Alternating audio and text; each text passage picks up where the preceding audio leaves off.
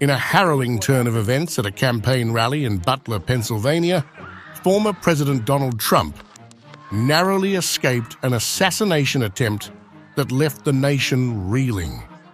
The incident, which unfolded with chilling precision, has sparked urgent calls for national unity from leaders across the political spectrum. Trump, recounting the ordeal in an exclusive interview with the Washington Examiner, described the split-second decision that saved his life. The most incredible thing was that I happened to not only turn, but to turn at the exact right time and in just the right amount. If I only half turn, it hits the back of the brain. The other way goes right through the skull. And because the sign was high, I'm looking up. The chances of my making a perfect turn are probably 1/10 of 1%, so I'm not supposed to be here. The rally, meant to energize his supporters, instead plunged into chaos minutes into Trump's speech. Loud popping noises sent the crowd into a panic as attendees sought cover. Witnesses reported seeing Trump clutch his ear and collapse, only to rise moments later, blood streaming down his face, shielded by Secret Service agents. I was shot with a bullet that pierced the upper part of my right ear. I knew immediately that something was wrong in that I heard a whizzing sound, shots, and immediately felt the bullet ripping through the skin. Much bleeding took place, so I realized then what was happening.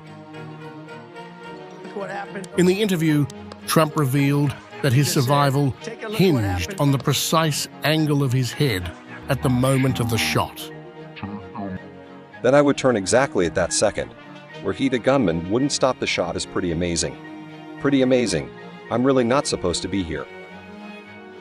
Dr. Ronnie Jackson, Trump's former White House physician, confirmed that a minor head tilt to review a presentation saved the former president's life.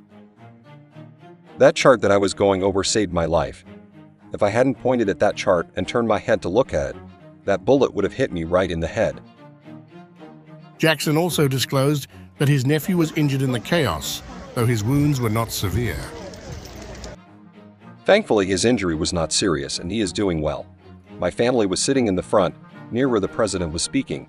They heard shots ringing out. My nephew then realized he had blood on his neck and something had grazed and cut his neck.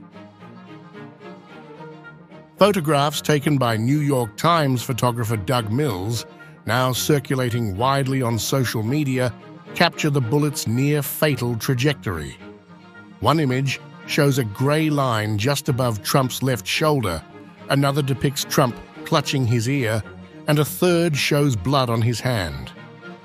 In the wake of this shocking attempt on Trump's life, political leaders from both parties are urging a reduction in inflammatory rhetoric. Trump, shifting the focus of his upcoming Republican National Convention, RNC speech, now aims to address national unity.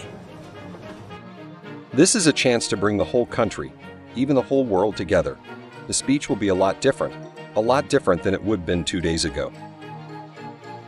President Joe Biden, addressing the nation from the Oval Office, echoed these sentiments. In a 6-minute and 30-second speech, he urged Americans to reject political violence and come together.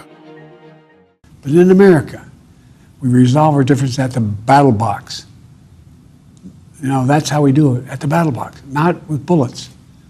The power to change America should always rest in the hands of the people, not in the hands of would-be assassin. You know, the path forward through competing visions of the campaign should always be resolved peacefully, not through acts of violence. You know, we're blessed to live in the greatest country on earth, and I believe that with every soul, every power of my being.